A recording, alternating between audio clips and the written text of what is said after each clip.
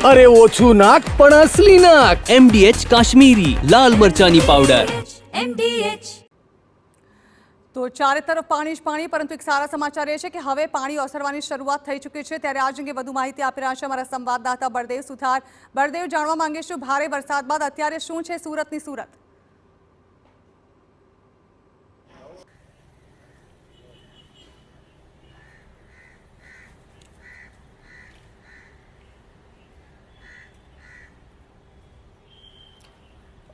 જે રીતે સુરતની અંદર દર વર્ષે જે રીતે ખાડીપુરની સ્થિતિ સર્જાતી હોય છે તેની અંદર અનેક લોકો જે સમસ્યાનો જે સામનો છે તે કરવો પડતો હોય છે, કારણ કે સુરત શહેરની અંદર અને ઉપરવાસની અંદર જે ભારે વરસાદ વરસતો હોય છે અને તેના કારણે સુરત શહેરમાં જે પસાર થતી જે અલગ અલગ જે બે ખાડીઓ છે તેની અંદર પાણીની આવક વધી જતી હોય છે અને ખાડીના આજુબાજુના જે વિસ્તારો છે ત્યાં જે ધીરે ધીરે પાણી ભરાવાના શરૂ થતા હોય છે અને સાથોસાથ સુરતની અંદર પણ જે રીતે ધોધમાર જે વરસાદ વરસ્યો અને તેના કારણે સ્થિતિ કંઈક આ રીતની જોવા મળી હતી। અત્યારે જે રીતે માહિતી મળી રહી છે તે પ્રમાણે અલગ અલગ વિસ્તારોની અંદરથી જે રીતે ખાડીના પાણી છે ધીરે ધીરે ઓસરી રહ્યા છે, પણ કેટલીક જગ્યાએ ગંદકીના પણ દ્રશ્યો જે સામે આવી રહ્યા છે।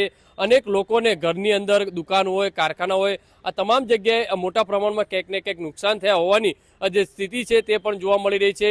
આખી આ તમામ જે વાત ઉપરથી સ્પષ્ટપણે જોવા મળી રહી છે કે તંત્રની કંઈક બેદરકારીના કારણે સુરત શહેરની અંદર દર વર્ષની જેમ આ વર્ષે પણ ખાડી અને જે ખાડીપુરની સ્થિતિ છે તે સર્જાઈ છે, કારણ કે અનેક લોકોને અસરગ્રસ્ત કરતું હોય છે, જેમ કે સારોલી છે, પૂણા છે, લિંબાયત છે, મીઠી ખાડી વિસ્તાર છે।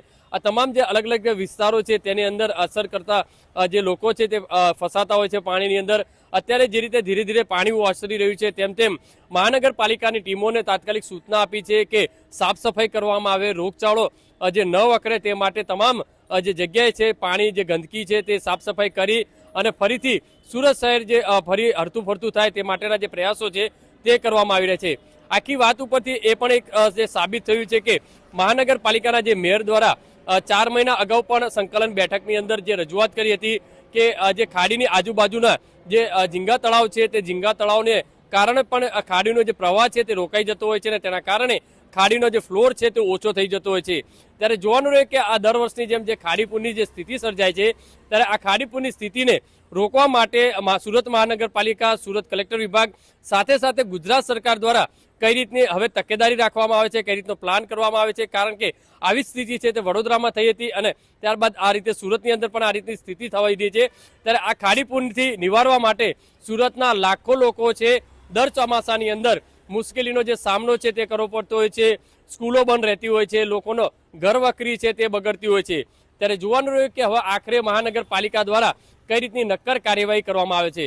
અત્યારે તો ધીરે ધીરે જેમ પાણી ઓસરી રહ્યા છે તેમ લોકો છે તે રાબેતા મુજબ જે કામગીરી એ પરત ફરી રહ્યા છે। જી આભાર બળદેવ। તો વડોદરાની વિશ્વામિત્રી નદી હોય કે સુરતના ખાડીપુરના દ્રશ્યો લાગી રહ્યું છે કે દર વર્ષે ચોમાસામાં આ જ પ્રકારની પરિસ્થિતિનો સામનો કરવા માટે લોકોએ તૈયાર રહેવું પડશે। હવે MDH ચણા મસાલા, હવે છોલા હોય કે ચોળા, સફેદ ચણા હોય કે કાળા ચણા, બધું મજેદાર બનશે।